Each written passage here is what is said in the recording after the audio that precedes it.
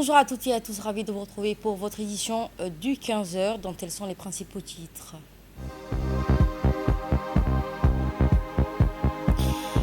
À l'occasion de la journée mondiale de lutte contre le paludisme de cette année 2026, les autorités sanitaires appellent à une mobilisation renforcée. Les efforts diplomatiques se poursuivent entre Washington et Téhéran dans un contexte marqué par les tensions persistantes et des initiatives de médiation afin de relancer le dialogue. Bonjour à toutes et à tous et merci de nous avoir rejoints sur Télé Djibouti à l'occasion de la journée mondiale de lutte contre le paludisme. Djibouti réaffirme ainsi sa détermination accélérée vers l'élimination de la maladie lors d'une cérémonie officielle organisée à la polyclinique Iftin par le ministère de la Santé. Placé sous le thème « Déterminé à mettre fin au paludisme, maintenant nous pouvons, maintenant nous le devons ». La cérémonie qui s'est tenue en présence de plusieurs personnalités, dont le secrétaire général du ministère de la Santé, Mohamed Ali Mohamed, la représentante de l'OMS, Jomana, ainsi que la directrice de la direction des programmes de santé prioritaires. L'événement qui a été marqué par un appel fort à la mobilisation collective, intensifier ainsi les efforts à l'élimination du paludisme à Djibouti. Dans des interventions, donc, le secrétaire général auprès du ministère de la Santé a mis en avant le progrès important réalisé ces dernières années, soulignant une baisse significative des cas recensés. Qui est de l'ordre de plus de 80% des diminutions des cas. Cela déduit les efforts que le ministère de la Santé donne de l'importance aux différentes stratégies que nous déployons au niveau du programme vis-à-vis de l'élimination du paludisme. Actuellement, Djibouti, nous abordons à une vision où nous éliminerons, Inch'Allah, à court terme cette maladie. Nous remercions également les partenaires techniques et financières qui nous accompagnent, en l'occurrence l'OMS, la représentante de l'OMS ici présente, le Fonds mondial et la communauté sans oublier pour leur dévouement et leur engagement pour atteindre ou éliminer toute maladie à transmission vectorielle. Et dans son intervention, le chef médecin de la polyclinique Iftin a exprimé sa profonde gratitude aux autorités sanitaires pour avoir organisé cette cérémonie. C'est un réel plaisir d'accueillir au sein de la polyclinique Iftin la cérémonie de lancement de la journée internationale de lutte contre le paludisme. Le paludisme demeure un problème de santé publique à Djibouti, une maladie infectieuse endémique. Heureusement, il s'agit d'une maladie évitable et surtout traitable. Grâce aux efforts conjoints du ministère de la Santé, les professionnels de santé et les représentants de la communauté, nous avons observé une diminution significative de l'incidence du paludisme à Djibouti depuis 2023 et surtout avec l'approche du lâcher d'un ophèle génétiquement modifié qui a été initié en 2024. Cependant, il reste une menace majeure. Il est à la disponibilité des structures sanitaires des outils de diagnostic rapide et efficaces, notamment le TDR, les traitements antipaludéens oraux et injectables qui sont donnés gratuitement. Les moustiquaires imprégnés d'insecticides à longue durée représentent des outils de prévention majeurs distribués gratuitement, surtout aux populations vulnérables, notamment les femmes enceintes. Malgré ça, il reste un problème de santé publique. C'est la raison pour laquelle cette rencontre illustre notre engagement collectif et la volonté ferme du Djibouti de mettre fin à ces fléaux, d'où le slogan « Motivés pour mettre fin au paludisme, maintenant nous le pouvons, maintenant nous le devons ». Nous poursuivrons ensemble cette dynamique afin que Djibouti atteigne son objectif zéro palu. Et la représentante de l'OMS a déclaré que la République Djibouti a accompli des avancées significatives dans la lutte contre le paludisme, illustrant ainsi une volonté politique forte d'intervention rapide. Oui, c'est la journée mondiale de lutte contre le paludisme avec le thème Now we can, now we must. Maintenant, on peut et maintenant, il faut qu'on travaille. Et vraiment, les succès de Djibouti ont montré que c'est vrai. C'est ce message, maintenant, on peut. On a vu qu'on peut. On a réduit depuis 2023, depuis 2024 de 56% et on a réduit depuis 2020 de 16% si j'ai les chiffres, 78%. Donc on peut. Et comme on peut, il faut. Il ne faut pas laisser les gens tomber malades et aussi souffrir quand on peut faire quelque chose pour réduire leur souffrance. On vient de parler dans la voiture maintenant qu'à Djibouti, médicalement, tout est fait pour le paludisme. Il n'y a pas de barrière pour acquérir le diagnostic, pour être diagnostiqué, pour acquérir les médicaments et pour le suivi. Même la lutte contre les moustiques avec l'insecticide, les insecticides et la fumigation intradomiciliaire, tout est fait. Ce qui reste, c'est vraiment dans l'environnement de sécher les puits, de sécher les zones où l'eau s'accumule. Et cela, on a besoin de chacun, de chaque communauté. Et dans son intervention, le secrétaire général auprès du ministère de la Santé a souligné le progrès réalisé par la nation djiboutienne dans la lutte contre le paludisme sont les fruits d'un engagement collectif et soutenu. On l'écoute ensemble. Aujourd'hui, nous nous trouvons ici à la polyclinique de Warabale pour célébrer la journée mondiale de lutte contre le paludisme, comme chaque année. Et cette année, nous avons dit, nous allons célébrer cette journée avec les professionnels de la santé, mais aussi avec la communauté qui fait un travail formidable. Cette célébration est une occasion importante pour faire le point sur les progrès accomplis, mais aussi pour renouveler notre engagement et renforcer notre lutte contre le paludisme. Au nom du ministère de la Santé, je tiens à souligner avec satisfaction les avancées remarquables réalisées ces dernières années. Tout le monde l'a dit, le médecin-chef l'a dit, la représentante de l'OMS l'a dit, la population aussi l'a dit. Il y a des progrès que nous avons réalisés qui ont permis à la population de vivre mieux avec moins de paludisme. Donc tout ceci grâce aux efforts conjoints du gouvernement, des partenaires, mais aussi et surtout grâce à l'engagement des communautés et de la société civile ici présente. Nous avons enregistré des résultats significatifs. Le nombre de cas de paludisme a diminué de manière importante. Il est passé de 75 000 en 2020 à 16 000 en 2025. Donc c'est une réduction enregistrée de 80%. Et ça, c'est des progrès énormes.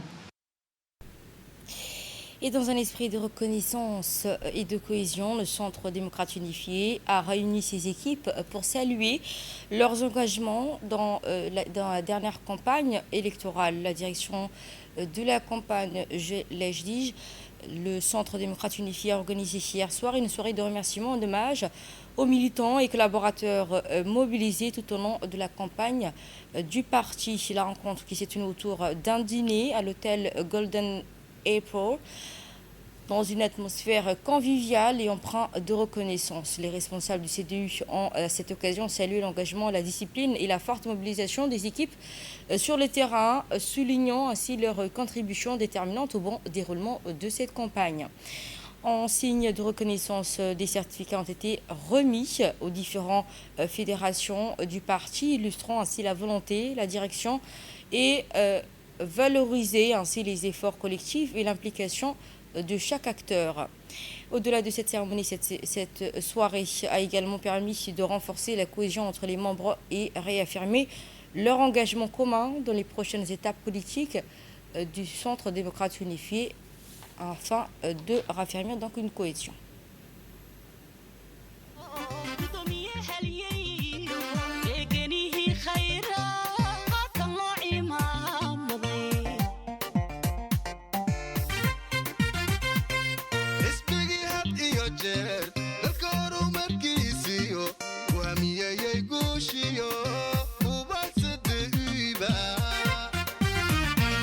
Hogankeygi xulato, guddoomiye halyeeyo,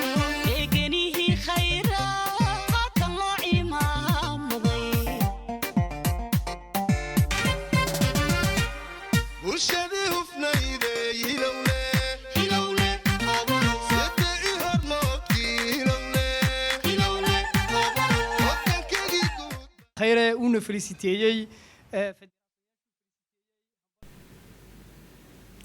Je vous propose à présent de suivre l'intervention du président du Centre démocratique unifié pour ses remerciements. Je tiens à vous adresser mes remerciements les plus sincères et les plus chaleureux.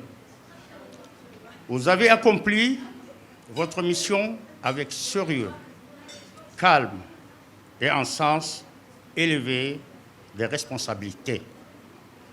Grâce à votre engagement, votre discipline, votre dévouement, notre organisation a su faire preuve de maturité et de crédibilité tout au long de notre mission. Aujourd'hui, comme vous le savez, une étape importante s'est achevée.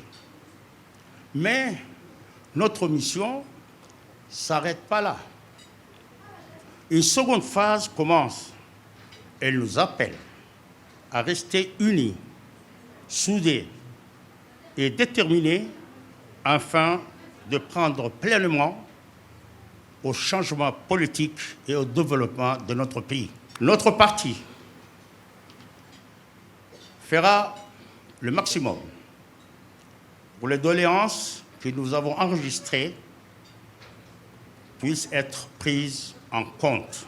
Au sein de toute compétition, qu'elle soit électorale ou sportive, il y a toujours un vainqueur. C'est pourquoi, en tant que parti démocrate, nous avons reconnu la victoire du candidat élu. Nous lui avons adressé, au nom de notre parti CDU et à mon nom personnel, nos sincères félicitations pour sa victoire électorale présidentielle de 2026. Diplomatie à présent, le chef d'état-major général des armées, le général de corps Zakria Ibrahim, a reçu à l'hôtel des officiers Hassan Bassouma Hassan une visite de travail de la part de monsieur Okishi Akitoko, ambassadeur plénipotentiaire du Japon auprès de la République de Djibouti. L'ambassadeur était donc accompagné à cette occasion du capitaine du frégate Yurakawa Kenji, attaché de défense auprès de l'ambassade du Japon. Cette rencontre qui s'inscrit dans le cadre du renforcement des liens d'amitié et de coopération entre les deux nations, qui a permis aux deux parties d'aborder plusieurs sujets d'intérêt commun, notamment la coopération militaire et bilatérale. Les discussions ont également porté sur les mécanismes de soutien mutuel, les échanges techniques ainsi que les forces armées djiboutiennes aux côtés des forces armées d'autodéfense japonaises. La sécurité régionale, un tour d'horizon, ainsi de parler de la situation sécuritaire de la Corne de l'Afrique et l'importance de stabiliser les voies maritimes. Le partenariat stratégique SEMGA et l'ambassadeur du Japon ont réaffirmé ainsi la volonté partagée de consolider les acquis de ce partenariat historique essentiel pour la paix et la sécurité internationale. À l'issue de cet entretien, le chef d'état-major général des armées a donc salué l'excellente relation qui lie nos deux pays. Également de l'actualité de ce 15h, les opérations de contrôle des prix sur les marchés djiboutiens. Le ministère du Commerce informe l'opinion publique d'une opération de contrôle des prix. Elle sera donc déroulée, va s'étendre sur l'étendue du territoire ainsi que dans les 5 régions de l'intérieur. Ainsi, ce dimanche, dans les quartiers de PK12, en vue donc ces agents de contrôle des prix dans leur hangar. Cette intervention s'inscrit dans le cadre des actions régulières menées par le ministère visant à veiller au respect de la réglementation en vigueur en matière de fixation et d'affichage des prix des produits de première nécessité. Les équipes de contrôle ont procédé à l'inspection de plusieurs points de vente, notamment ainsi des boutiques, marchés et commerces de proximité ont été donc contrôlés. Ainsi, au cours de cette opération, il a été constaté certaines irrégularités constatées, le non-respect des prix homologués ou encore L'absence d'affichage des prix ainsi que des pratiques de spéculation seront sévèrement sanctionnées. Des mesures appropriées ont été prises à l'encontre des contrevenants conformément au texte en vigueur. Le ministère de la Santé le ministère du Commerce rappelle à tous les commerçants leur obligation à se conformer strictement à la réglementation sous peine de sanctions. Il a encouragé également le public à donc rappeler cette réglementation. Dans l'actualité de ce 15h également, le secteur de construction et des travaux publics franchit une nouvelle étape dans sa structuration avec l'organisation des assemblées générales constitutives 2026 à la Chambre du commerce de Djibouti. Ce processus qui vise la mise en place d'associations professionnelles représentatives des différents corps de métier BTP. À cet effet, les acteurs du sous-secteur des cabinets de l'ingénierie se sont réunis ce dimanche 26 à la salle de conférence du CCD pour procéder à l'élection de leur bureau exécutif. Cette assemblée qui s'inscrit dans une dynamique de renforcement de l'organisation interne du secteur en favorisant une meilleure coordination dans les professionnels. Elle concerne plusieurs domaines dans les études techniques, les matériaux de construction, les entreprises de construction et la promotion immobilière. À travers cette initiative, les acteurs du BTP entendent disposer d'une représentation structurée capable de défendre leurs intérêts et d'accompagner le développement des infrastructures nationales. L'élection des bureaux exécutifs pour la période 2026-2029 marque ainsi une étape importante vers la professionnalisation et la modernisation du secteur. Et dans le cadre de la lutte contre les contrebandes, la brigade des douanes de PKC-Conti, en collaboration avec la police nationale du commissariat de Hodan, a mené une opération conjointe. Cette intervention qui a permis d'intercepter 7 colis de 4. Ainsi, dans cet engagement constant qui contribue de manière significative à la protection de la sécurité nationale et de l'économie. En l'occurrence, la marchandise illicite a été immédiatement détruite sur place par les services des douanes et de la police nationale.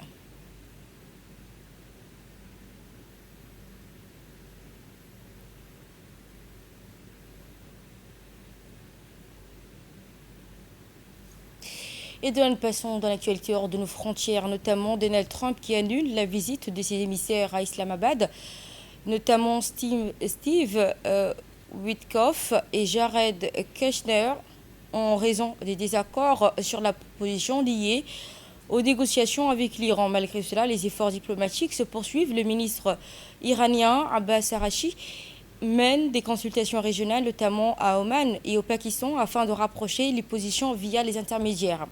Les principaux blocages concernent le programme nucléaire iranien, les sanctions économiques et la situation dans les détroits d'Ormuz. L'Iran refuse de négocier sous pression, tandis que les États-Unis d'Amérique maintiennent leurs mesures restrictives.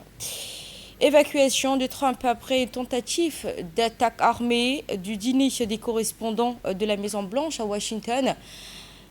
Washington DC a connu une nuit des plus tendues après une faille sécuritaire lors du dîner des correspondants à la Maison-Blanche. À l'hôtel Washington Hilton, Donald Trump a été évacué de toute urgence à la suite d'une tentative d'intrusion armée suivie d'un échange de tirs et d'arrestation des suspects. Trump a indiqué que l'assaillant avait été rapidement maîtrisé par les forces de sécurité et qu'il aurait s'agi d'un seul donc terroriste. Et nous terminons avec cette information. Al-Ahli Saoudi FC a remporté la Ligue des champions d'Asie Élite saison 2025-2026 après sa victoire de 1-0 contre le club japonais, ainsi disputé au stade du cité sportif de Roi Abdallah à Jeddah.